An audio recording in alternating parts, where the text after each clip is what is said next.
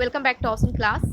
Guys, आज मैं आप लोगों के लिए वर्णमाला का सेकेंड पार्ट लाई हूँ। इससे पहले हम लोगों ने वर्णमाला का फर्स्ट पार्ट देखा था। अगर आपने फर्स्ट पार्ट नहीं देखा होगा तो मैं डिस्क्रिप्शन बॉक्स में उसका लिंक मैं दे दूँगी, वहाँ से आप लोग फर्स्ट पार्ट देखिएगा और तब आप वर्णमाला का सेकेंड पार्ट देखिएगा। ओके, तो हम लोगों ने पढ़ा था कि वर्णमाला जो है वो वर्ड से ही मिल करके बनता है और वर्णमाला का कितने भेद होते हैं, इसमें स्वर कितने होते हैं, स्वर के कौन कौन से भेद हैं, व्यंजन कितने हैं, उसके कितने भेद हैं। तो ये सारे हम लोगों ने पढ़ा था। तो थोड़ा सा हम लोग रिवीजन कर लेंगे और उसके बाद तब सेकेंड पार्ट हम लोग स्टार्ट करेंगे। ओके,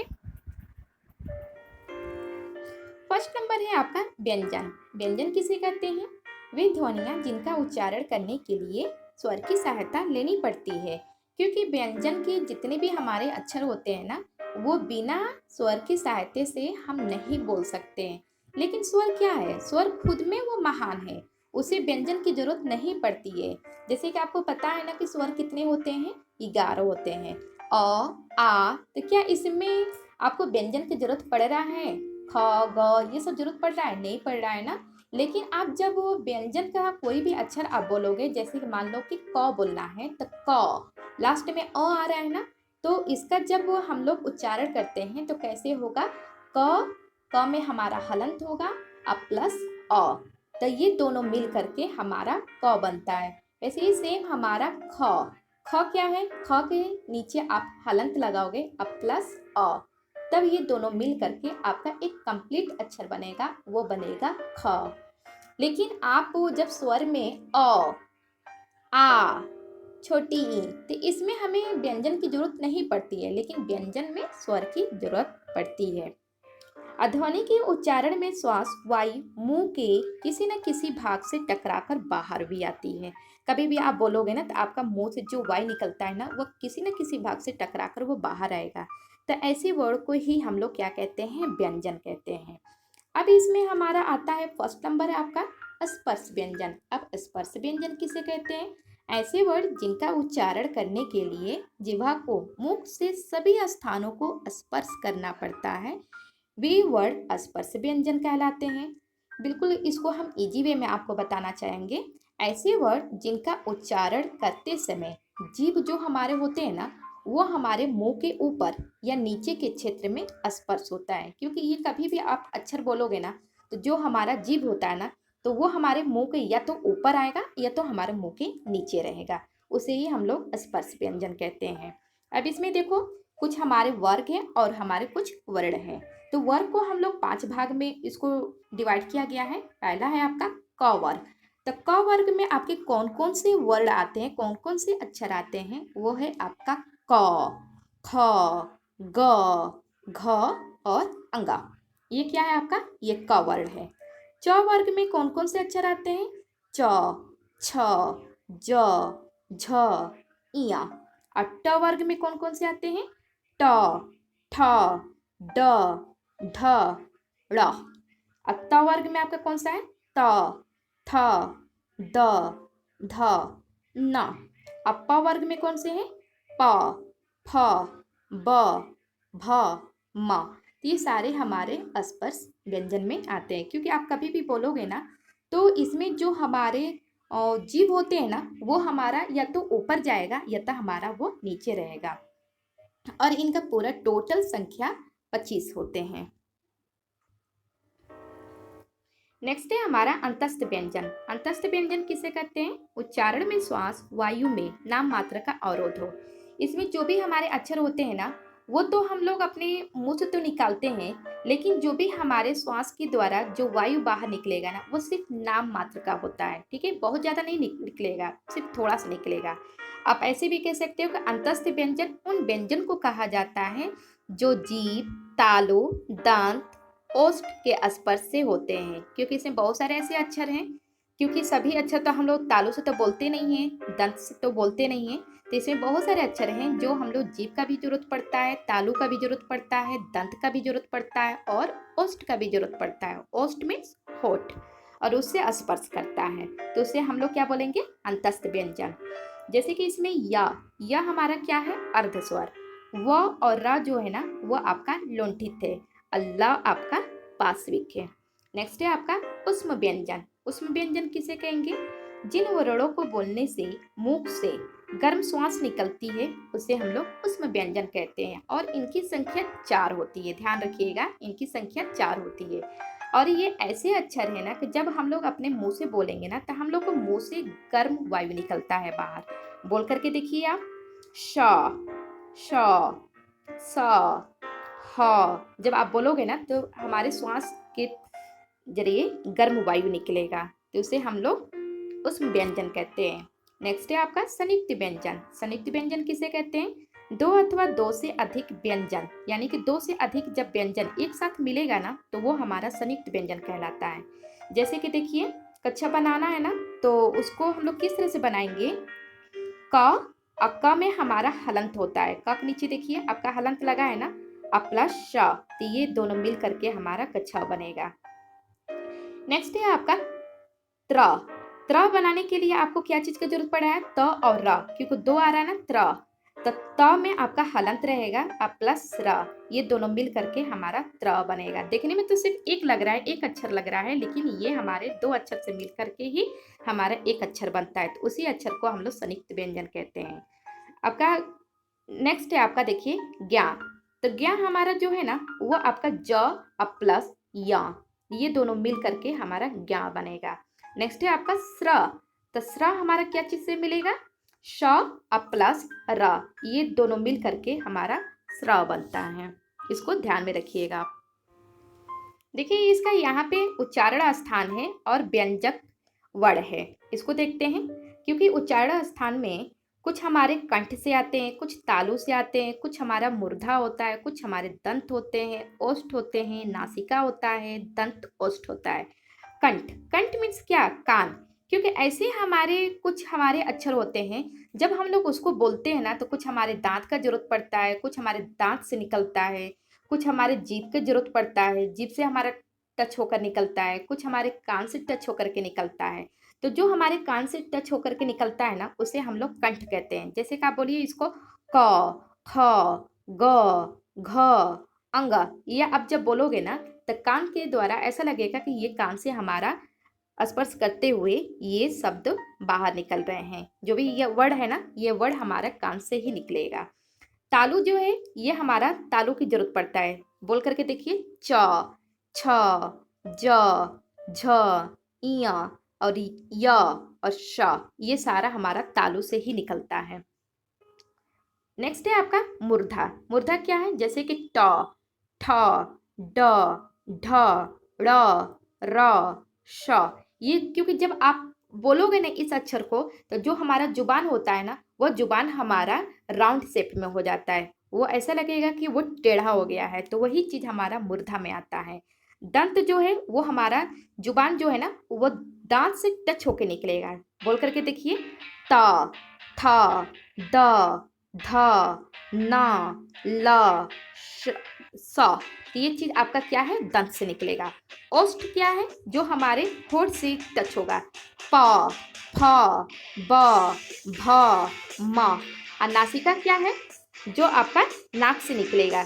जैसे अंग, इङ, ड़, न, म, ऐसे जब बोलोगे ना तो ये नाक से निकलेगा। और दंत ओष्ठ क्या है? जो दंत और ओष्ठ दोनों जरूरत पड़ेगा, दांत और होठ, वो है आपका व। नेक्स्ट है अघोष और घोष वर्ण। तो सबसे पहले हम लोग घोष वर्ण समझेंगे कि घोष वर्ण क्या है। जिन वर्णों के उच्चारण में स्वर तंत्रियों में ध्वनि का कंपन हो उसे हम लोग घोष वर्ण कहेंगे। कहने का मतलब कि इसमें जो भी हमारे अक्षर होते हैं ना उस अक्षर को आप बोलोगे तो जो भी उसकी ध्वनि निकलेंगे ना उसमें कंपन होता है और इनकी संख्या 31 होती है। चलिए इसमें देखते हैं। इसमें सभी स्वर अ से ओ तक है। देखिए इसमें आप बोलिए, जैसे कि क ख से हम बोलते हैं ना क ख ग घ अंग, लेकिन आप क और ख बोलोगे ना तो इसमें हमारा कंपन नहीं होगा। लेकिन जब आप बोलोगे ग घ अंग तो इसमें देखिए इसको जब आप बोलोगे ना तो उसमें हमारा कंपन स्टार्ट हो रहा है। जैसे कि ज, झ, इय, ड, ढ, ड़, तो इसमें हमारा जो भी कंपन होगा वो होता है हमारा घोष।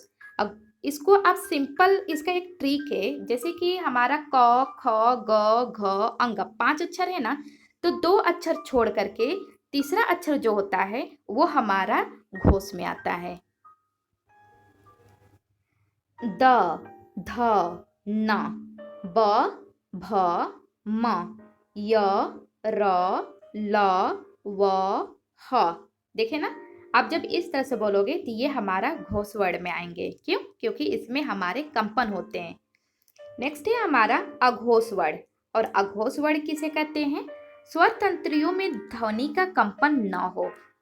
इसमें जब आप अक्षर बोलोगे ना तो इसमें हमारे कंपन नहीं होते हैं, तो वो होता है हमारा अघोष वर्ड।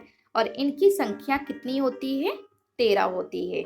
जैसे कि देखो, क, ख, च, छ, ट, ठ, त, थ, प, फ, श, स। ये सारे हमारे क्या हैं? अघोष हैं। क्योंकि जब आप इसको बोलोगे ना तो इसमें हमारा कंपन नहीं होगा। और जब हम लोग क, ख, ग, ज्ञ तक हम लोग पढ़ते हैं ना, तो सबका क्या होता है कि 5-5 अक्षर होता है। जैसे कि यहाँ पे देखिए, जैसे कि देखो, क यहाँ पे दिया है ना कि वर्ड, अघोष, अघोष, घोष, घोष, घोष। 3 हमारे घोष आएंगे और 2 अक्षर जो होता है वो हमारा अघोष आता है। जैसे कि देखो, क वर्ग में, क वर्ग हमने अभी बताया ना कि क वर्ग होता है, च वर्ग होता है, ट वर्ग होता है, त वर्ग होता है और प वर्ग होता है। तो क वर्ग में हमारे 5 अक्षर होते हैं, 5 वर्ड आएंगे। च वर्ग में आपका 5 आएंगे और ट वर्ग में भी आपका 5 आएंगे और त में भी आपका 5 आएंगे और प में भी आपका 5 वर्ड आएंगे। तो इसमें पहला और दूसरा, जितने भी हमारे वर्ग है ना, उसके पहला और दूसरा जो अक्षर होता है वो आपका घोष में आएगा। और तीसरा से लेकर के तीसरा, चौथा, पांचवा, यानी कि 3 अक्षर, ये 3 अक्षर आपका क्या हो जाएगा? घोष में आ जाएगा।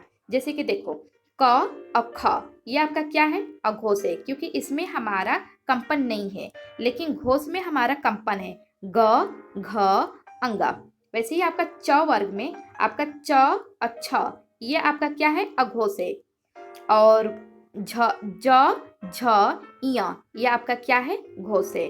ट वर्ग में आपके 2 अक्षर निकाल दो, वो आपका अघोष हो जाएगा और 3 अक्षर आपका घोष हो जाएगा। जैसे कि ट, ठ, ये आपका क्या है? इसमें कंपन नहीं निकल रहा है।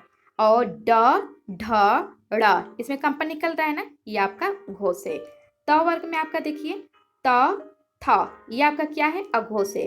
लेकिन द, ध, न, इसमें कंपन निकला, ये आपका घोष है। प में आपका क्या है? प, फ, इसमें कोई कंपन नहीं निकल रहा है, ये आपका अघोष है। और घोष में क्या हो जाएगा? ब, भ, म, ये आपका क्या है? घोष है। तो जिसमें हमारा कंपन निकले वो आपका घोष है, जिसमें हमारा कंपन ना निकले वो हमारा अघोष है। और सबसे सिंपल ट्रिक, जब हम लोग क वर्ग के जो भी हमारे 5 वर्ड होते हैं ना, तो पहला और दूसरा ये हमारा अघोष हो जाएगा। च वर्ग का च और छ, पहला दूसरा, ये अघोष हो जाएगा। ट वर्ग का ट और ठ, ये अघोष हो जाएगा। त और थ, ये आपका अघोष हो जाएगा। अब प और फ, ये आपका अघोष हो जाएगा। और तीसरा से जो स्टार्ट होगा वो आपका घोष हो जाएगा। तो ये आपका ट्रिक है। देखो, आप यहाँ पे भी समझ सकते हो अघोष। क और ख, इसको मैंने अलग कर दिया है, ये आपका क्या हो गया? अघोष हो गया। लेकिन घोष जब बनाओगे तो ये आपका ग और घ और अंग, ये 3 आपका अलग हो गया। च में वैसे ही है, च और छ, ये अघोष हो गया। और ज, झ, इया, ये आपका घोष हो गया। ट और ठ, ये आपका अघोष हो गया। और नेक्स्ट आपका हो जाएगा ट, ठ, ड, ढ, ड़, ये आपका क्या हो गया? घोष हो गया। त, थ, प, ये आपका अघोष हो गया। द, ध, न, ये आपका घोष हो गया। फ और स, ये आपका क्या है? अघोष है। लेकिन ब, भ, म, ये आपका घोष है। श, स, ये आपका अघोष है। य, र, ल, व, ह, सभी स्वर अ से ओ तक ही होते हैं। तो इस तरह से आपको समझ में आ गया। 2-2 अक्षर आप निकाल लोगे, वो आपका अघोष हो जाएगा। और तीसरा अक्षर से जहाँ से स्टार्ट होगा वो आपका घोष हो जाएगा। और आप बोल करके भी दे सकते हो, जब आप बोलोगे उसमें कंपन हो जाएगा, वो आपका घोष हो जाएगा। नेक्स्ट है हमारा महाप्राण और अल्पप्राण। अब देखो, महाप्राण, ये बोलने में ही लग रहा है ना कि महान, महान से ही हमारा महाप्राण बना है। तो महाप्राण किसे कहते हैं? जिन वर्णों के उच्चारण में मुख से हवा ज्यादा निकलती है। क्योंकि इसमें ऐसे अक्षर हैं, जब आप बोलोगे ना तो उसका जब उच्चारण करोगे तो हमारे मुंह से ज़्यादा वायु निकलता है, तो वो होता है हमारा महाप्राण। प्रत्येक वर्ग का दूसरा और चौथा वर्ण तथा समस्त ऊष्म वर्ण महाप्राण होते हैं, जैसे कि ख, घ, छ, झ, ठ, ढ, थ, ध, फ, भ और श, श, स, ह। ये सभी आपका क्या है? महाप्राण है।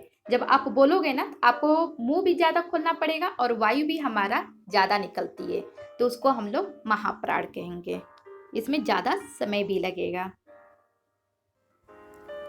नेक्स्ट है अल्पप्राण। अब अल्पप्राण किसे कहते हैं? जिन वर्णों के उच्चारण में मुख से हवा कम निकलती है उसे हम लोग अल्पप्राण कहते हैं। अब देखो यहाँ पे बिल्कुल अपोजिट हो गया, क्योंकि इससे पहले हम लोग पढ़े हैं महाप्राण, और महाप्राण में क्या था कि महाप्राण के जो वर्ड थे और उसका जब हम लोग उच्चारण कर रहे थे तो उसमें हमारे मुख से अधिक वायु निकल रही थी, लेकिन इसमें अब क्या है, इसमें कम निकल रहे हैं। तो कैसे आप पहचानोगे? प्रत्येक वर्ग का पहला, तीसरा और पांचवा वर्ण जो होते हैं ना, वो आपका अल्पप्राण व्यंजन होते हैं। जैसे क, ग, अंग, ज, इय, ट, ड, ड़, त, द, न, प, ब, अम्म। अंतस्थ व्यंजन कौन से होते हैं? य, र, ल, व। ये सारे भी हमारे अल्पप्राण में ही आते हैं। अब देखो यहाँ पे आपका वर्ग है ना, क वर्ग, च वर्ग, ट वर्ग, त वर्ग और प वर्ग। अब इसमें अल्पप्राण और महाप्राण कैसे करोगे? तो पहला वाला जो अक्षर होता है वो आपका अल्पप्राण होगा, दूसरा अक्षर जो होता है वो महाप्राण, तीसरा जो है आपका अल्पप्राण, चौथा आपका क्या है? महाप्राण, और फिर पांचवा आपका क्या है? अल्पप्राण। यानी एक एक छोड़कर, एक आपका अल्पप्राण आएगा, फिर दूसरा आपका महाप्राण आएगा, फिर तीसरा आपका अल्पप्राण आएगा, फिर चौथा आपका महाप्राण आएगा, फिर पांचवा आपका अल्पप्राण आएगा। अब छठा तो हमारा होता नहीं है। उसी तरह से च वर्ग में है आपका पहले अल्पप्राण, फिर महाप्राण, फिर अल्पप्राण, फिर महाप्राण, फिर आपका अल्पप्राण। तो इसी तरह से च वर्ग में आपका च अल्पप्राण हो जाएगा, छ आपका महाप्राण, ज आपका अल्पप्राण, झ आपका महाप्राण और या आपका अल्पप्राण। ट वर्ग के जितने भी आपके वर्ड हैं वो पहला आपका क्या आएगा? अल्पप्राण, यानी कि ट हो गया, ठ आपका महाप्राण हो गया, ड आपका अल्पप्राण हो गया, ढ आपका महाप्राण हो गया और ड़ आपका अल्पप्राण हो गया। त वर्ग के कितने जितने भी हमारे वर्ड हैं वो आपका त जो है आपका वो आपका अल्पप्राण हो गया, थ आपका महाप्राण, द आपका अल्पप्राण, ध आपका महाप्राण, अन्ना आपका अल्पप्राण, प आपका क्या है? वो आपका अल्पप्राण है, फ आपका महाप्राण है, ब आपका अल्पप्राण है, अब भ आपका महाप्राण, अब म आपका अल्पप्राण। तो आपने देख लिया ना, तो ये सारे हमारे वर्ग 5 होते हैं, क वर्ग, च वर्ग, ट वर्ग, त वर्ग और प वर्ग। तो जो आपका पहला जो होता है ना वो आपका अल्पप्राण होगा, दूसरा आपका महाप्राण, फिर तीसरा आपका अल्पप्राण, फिर चौथा आपका महाप्राण, फिर पांचवा आपका अल्पप्राण, यानी कि एक एक छोड़कर है। यहाँ पे हमारे कुछ उदाहरण भी हैं, चलिए उदाहरण के द्वारा भी हम लोग देख लेते हैं अल्पप्राण और महाप्राण। देखो अल्पप्राण भी क्या है, हमारे कम वायु निकलेंगे और महाप्राण में हमारे मुख से जो भी हमारे वायु होंगे ना वो ज्यादा निकलेगा। जैसे बोल करके भी देख सकते हो, अ आ छोटी बड़ी छोटाऊ बड़ाऊ, री ई ए ओ औ। ये सारा आपका क्या है? अल्पप्राण है।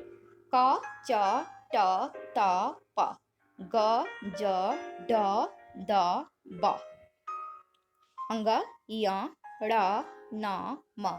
ये सारे आपके क्या हैं? अल्पप्राण है।